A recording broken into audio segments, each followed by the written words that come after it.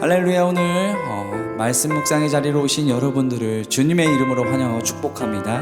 하나님의 사랑을 경험하는 오늘이 되길 원합니다.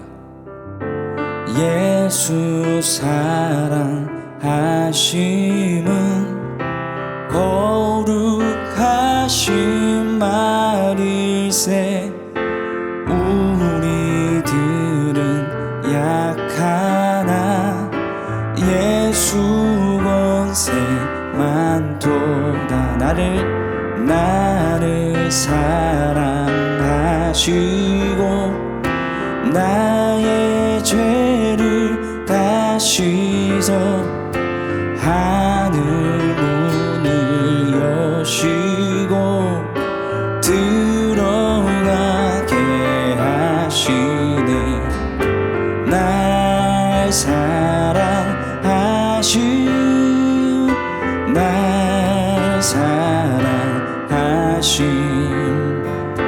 날 사랑하심 성경에 써있네. 내가 연약할수록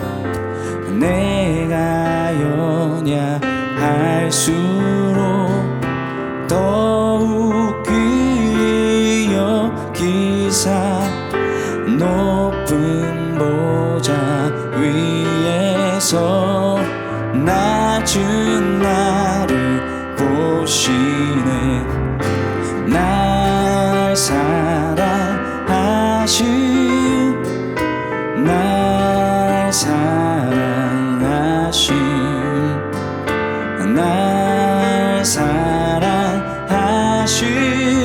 성경에 써있네. 세상 사는 동안에 나와 함께 하시고 세상 떠나가는 날 천국 가게 하소서. 날 사랑하심, 날 사랑하심 성경에 써있네. 날 사랑하심, 날 사랑하심, 날 사랑하심 성경에 써있네.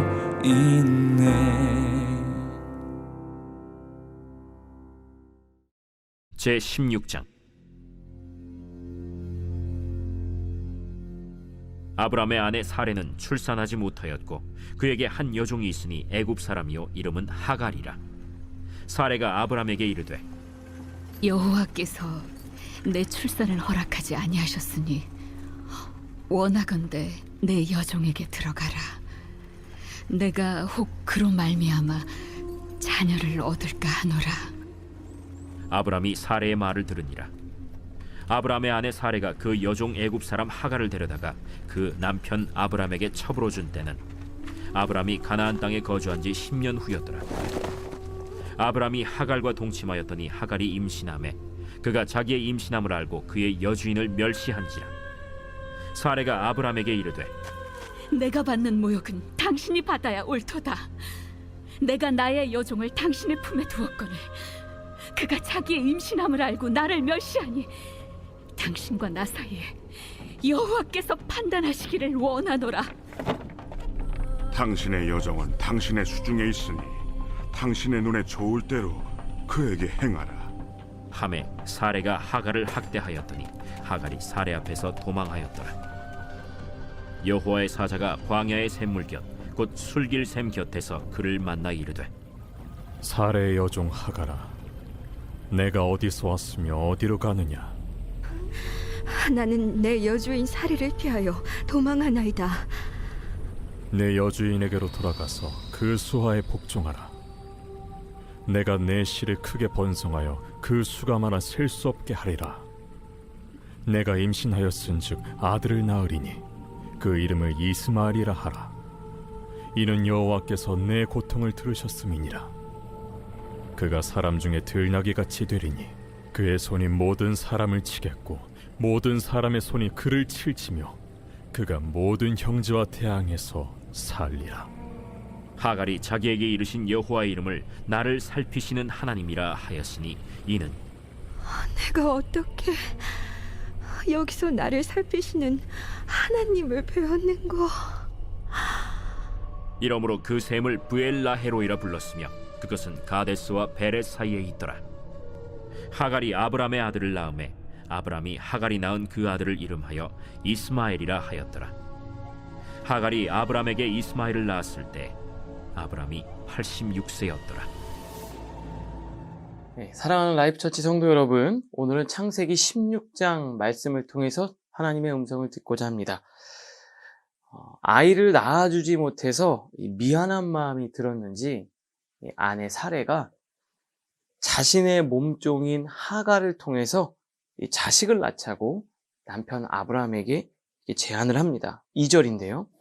사레가 아브람에게 이르되 여호와께서 내 출산을 허락하지 아니하셨으니 원하건대 내 여종에게 들어가라. 내가 혹 그로 말미암아 자녀를 얻을까 하노라. 그러니까 자신의 몸종인 하갈과 동침을 하라고 얘기하는 거죠. 왜요? 그거 몸종을 통해서 자식을 낳고자 생각했던 겁니다.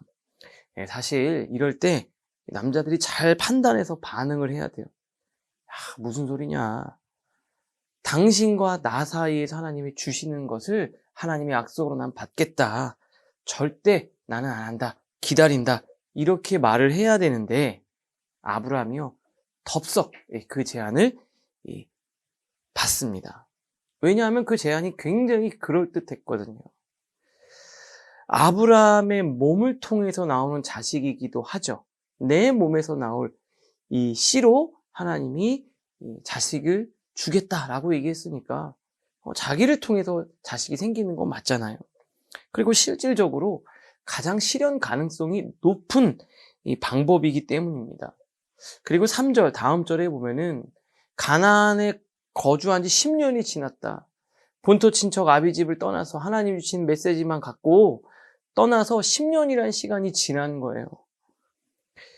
기다림에 지치기도 하고 그랬기 때문에 그 아내의 제안이 그냥 솔깃하게 들려요.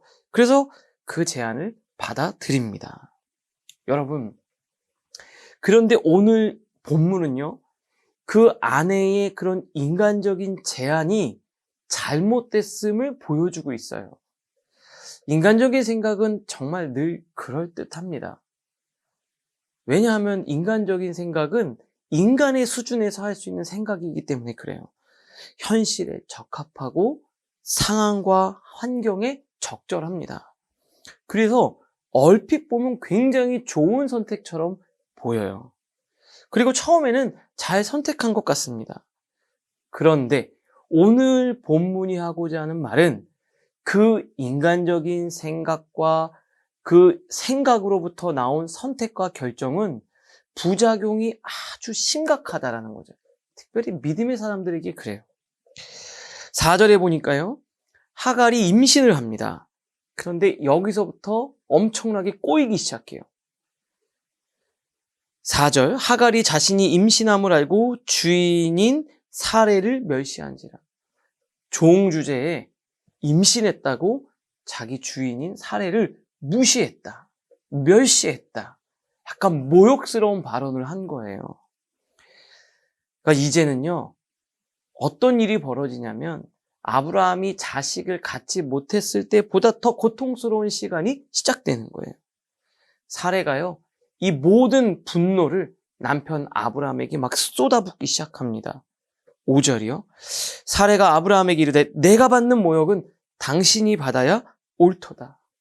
이거 다 당신 때문이야. 이렇게 하면서 막 아브라함에게 막 화를 쏟아내는 거죠. 내가 나의 여종을 당신 품에 두었거늘 그가 자기의 임신함을 알고 나를 멸시하니 당신과 나 사이에 여호와께서 판단하시기를 원하노라. 그래서 사실 이 얘기를 들으면 사라이가 제안한 거이기도 하잖아요. 아브라함이 뭐 당신이 하자 그래서 한 건데 왜 그러냐 이렇게 말할 법도 한데 사실 그거 말해봐야 아무 소용이 없는 겁니다. 이제 결국 인간적인 생각, 인간적인 판단, 그리고 그 인간적인 생각에 인간적으로 반응한 사례와 아브라함의 잘못인 거죠. 결국 어떻게까지 되냐면 사례가요 하갈을 학대하니까 그 학대를 견디다 못해 임신한 채로 하갈이 집에서 도망쳐 나갑니다. 여러분도요 약속의 성취가 더디고 지연될 때 우리는 자꾸 인간적인 생각이 막 그 안에서 올라와요. 그리고 어떤 제안이 오면 이게 정말 해야 되는 건지 말아야 되는 건지 정말 그럴듯한 제안도 여러분에게 들릴 수 있습니다. 그런데 중요한 게 있어요. 정말 이게 내가 선택해야 되는 일인지 정말 하나님이 이런 방식으로 나에게 역사하실 건지 막 헷갈릴 때가 있어요. 그럴 때 제일 중요한 게 있습니다. 헷갈리면 일단 기다리는 게 중요해요. 잘 모르겠어요. 그러면 믿음의 사람의 첫 번째 자세는요. 하나님 앞에 계속 뜻을 물으면서 명확한 사인이 오도록 기다리는 거예요. 그러면 하나님이 어느 순간 강제적으로 그걸 열어가시든지 아니면 우리에게 사인과 메시지를 명확하게 주세요. 이건 누구도 부인할 수 없는. 여러분, 헷갈리시고 또 어떻게 될지 모르고 그리고 조급한 마음이 있다면 오늘 하나님이 주시는 그 약속의 말씀을 기다리고 기도하면서 잠시 기다릴 수 있는 여러분 되실 수 있기를 주님의 이름으로 축복합니다. 이제는 하갈의 입장에서 한번 생각해 보고 싶어요. 오늘 또 두 번째는 이 하갈의 문제점이 있습니다. 오늘 이 16장 전체를 아우르면서 굉장히 중요한 메시지를 우리가 또 하나를 얻게 되는데요. 그것은 바로 무엇이냐면 자기 위치를 벗어났다라는 거예요. 하갈의 가장 큰 문제점은 자기 위치를 자기가 벗어난 거예요. 우리가 보통 말하듯이 자기 분수를 벗어난 거죠. 이 분수라는 단어를 제가 사전에서 검색을 해봤어요. 그랬더니 이렇게 되어 있습니다. 자신의 신분에 맞는 한도, 내 신분, 그 맞는 한도가 있다라는 거예요. 종이면 종으로서의 한도가 있는 거예요. 그런데 자기가 주인의 아이를 임신했다는 것만으로 자기 신분의 한도를 자기가 넘어버린 거예요. 일정하게 이룰 수 있는 한계가 있어요. 하나님은 사람에게 각각의 한도와 한계를 규정해 주셨어요. 그런데 지금 내가 뭐 하나 했다고 교만해서 그걸 뛰어넘는 겁니다. 인지하지 못하고 자신의 위치를 잊어버리고 신분을 망각하고 분수를 벗어난 거예요. 그래서 자기 주인을 멸시했습니다. 근데 이거 하나님 싫어하는 일입니다. 여러분, 하갈이 막 광야로 도망쳐서 하나님이 여호와의 사자를 통해서 하갈에게 메시지를 주는 걸 보면 하나님이 정확하게 뭘 원하시는지 알 수 있어요. 8절 보니까 이르되 사레의 여종 하갈아. 하갈을 부를 때 뭐라고 말합니까? 하갈아 이렇게 말하잖아요. 사레의 여종 하갈아. 너는 사레의 여종이다. 정확하게 네가 누구인지를 명시하면서 부르시면서 너의 위치를 콕 집어서 확인해 주시는 거예요. 그러면서 이야기해요. 어디서 왔으며 어디로 가느냐. 네가 어디서부터 왔는지 원래 네 자리가 어디냐라고 묻는 거예요. 여러분 직장 생활하거나 또 사회생활하거나 무슨 일을 할 때 우리는 종종 잊어버려요. 자기가 막 일을 잘하잖아요. 그러면 자기 위에 하나님이 두신 자기 상사도 다 무시해버리는 사람들도 있어요. 그런데 하나님의 사람은 자신의 위치를 늘 인식하는 거예요.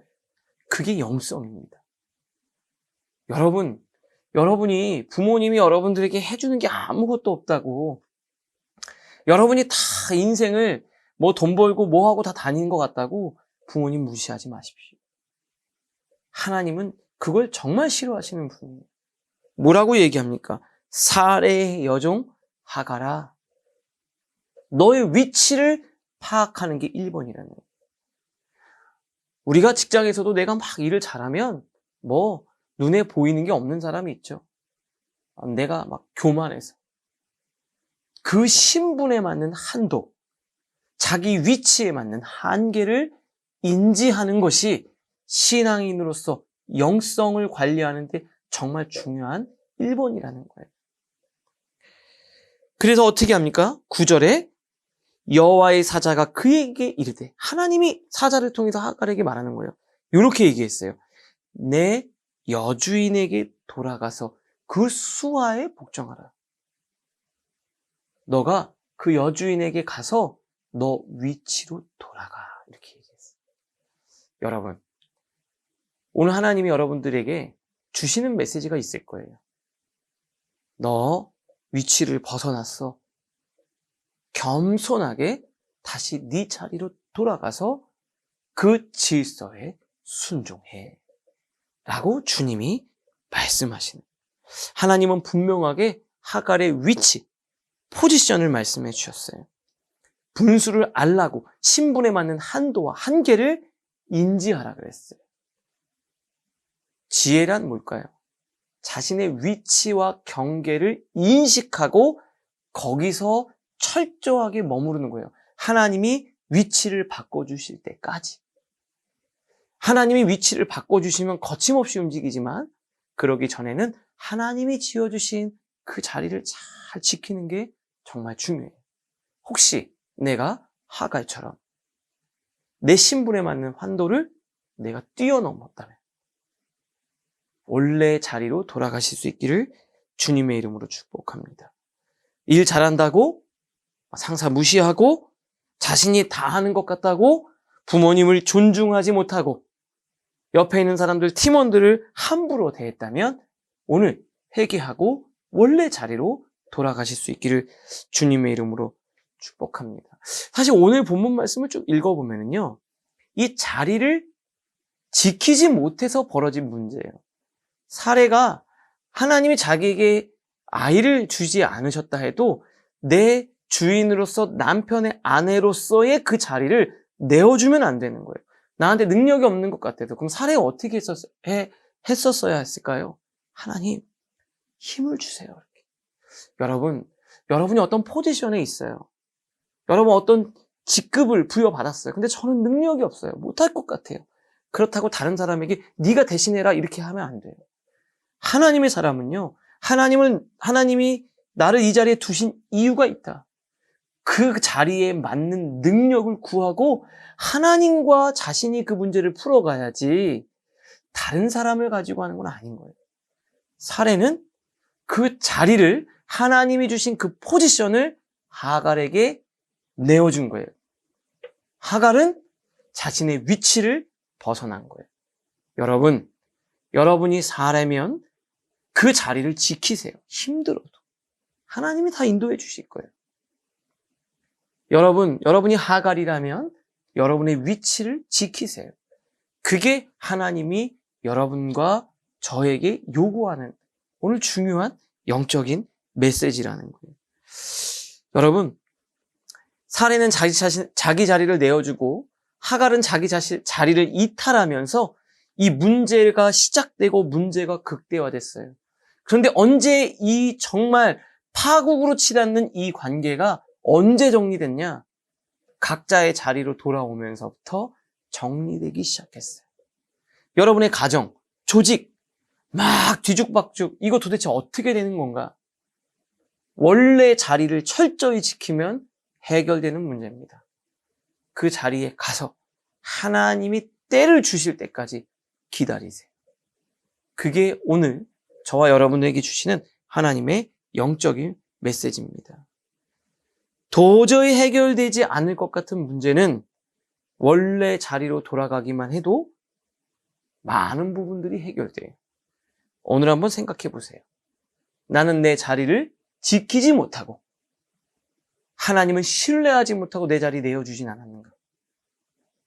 하나님과 그 문제를 풀어가려고 하지 않고 쉽게 다른 사람에게 인간적으로 의지하지는 않았는가? 한번 생각해 보세요. 여러분, 혹시 내가 조금 잘 나간다고 다른 사람 무시하고 내 신분에 맞는 한도를 내가 막 뛰어넘지는 않았는가? 한번 겸손히 돌아보실 수 있기를 바랍니다. 그리고 원래 있던 자리로 돌아가는 거예요. 하갈이 얼마나 마음이 아팠을까요? 그런데 또 이어서 하나님은 사자를 통해서 하갈의 마음을 만지시고 위로하세요. 하갈에게요, 내가 다 너의 고통을 알고 있다. 하나님께서 다 고통을 들으셨다라는 뜻으로 이스마엘이라는 아들의 이름을 지어주셨어요. 그리고 하나님의 놀라운 축복을, 아브라함에게 주셨던 축복과 똑같은 축복을 하갈에게도 이스마엘을 통해서 주시겠다고 약속하시는 거예요. 얼마나 좋았을까요? 야, 그래도 하나님이 내 고통을 아시는구나. 그래서 그 사자를 만나고 하나님의 음성을 들은 그 자리, 그 샘을 뭐라고 이름을 지었냐면 부엘라 헤로이, 나를 살피시는 이의 우물이라고 했습니다. 여러분 참 힘들고 어려운 상황들이 다 있으실 거예요. 그러나 하나님이 여러분의 고통을 듣고 계세요. 오늘 주님을 만나고 하나님의 음성을 듣고 삶의 자리로 돌아가서 오늘도 하나님과 함께 승리하는 우리 사랑하는 라이프처치 성도님들 모두가 되실 수 있기를 주님의 이름으로 축복합니다. 우리 시간 말씀을 생각하면서 한번 조용히 기도할게요. 이게 약속이 늦어지면요, 자꾸 인간적인 생각이 오고 그럴듯한 제안들을 들으면 막 흔들려요. 그런데 그때 정확하게 알아야 돼요. 내가 이걸 선택해야 될 일인지 아닌지. 너무 헷갈리고 애매하면 어떻게 하라고요? 일단 홀드시키고 기다리는 거예요. 덥석 그 제안을 받으면 안 돼요. 하나님께 기도하면 하나님께서 그 순간에 지혜를 주실 거예요. 그리고 그게 딱 판단력이 서게 하나님께서 알려주세요. 주님, 제가 어떻게 해야 될까요? 하나님께 묻고요. 그리고 하나님이 주신 그 자리를 내가 지키고 분수를 지키고 내 자리에 철저히 그 하나님이 지어주신 경계 안에 머무르는 여러분들 되실 수 있기를 주님의 이름으로 축복합니다. 그러면서 같이 기도하겠습니다. 하나님 아버지 감사합니다. 오늘 또 말씀을 통해 인간적인 생각의 결과가 얼마나 부작용이 심한지 들었습니다. 그럴듯해도 상황에 적합해도 인간적인 생각, 인간적인 판단, 인간적인 선택 다 뒤로 하고 하나님께 묻고 기다리는 우리 모두가 되게 하여 주시옵소서. 하나님, 아무리 어려워도 하나님이 나에게 주신 자리를 내가 지켜내고 그 경계 안에 머무르면서 자신의 분수를 알고 겸손히 그 자리에 머무르는 모두가 되게 하여 주시옵소서. 우리 마음을 살피시는 그 하나님을 만나는 귀하고 복된 날 되게 하여 주시옵소서. 하나님 아버지 감사합니다. 오늘 인간적인 생각의 부작용이 얼마나 심각한지 말씀을 통해 깨닫게 됩니다. 아무리 그럴듯해도 인간적인 생각과 선택과 결정을 내리지 않고 믿음으로 인내하고 기다리고 하나님께 기도로 묻는 사랑하는 우리 라이프처치 성도님들 모두가 되게 하여 주시옵소서.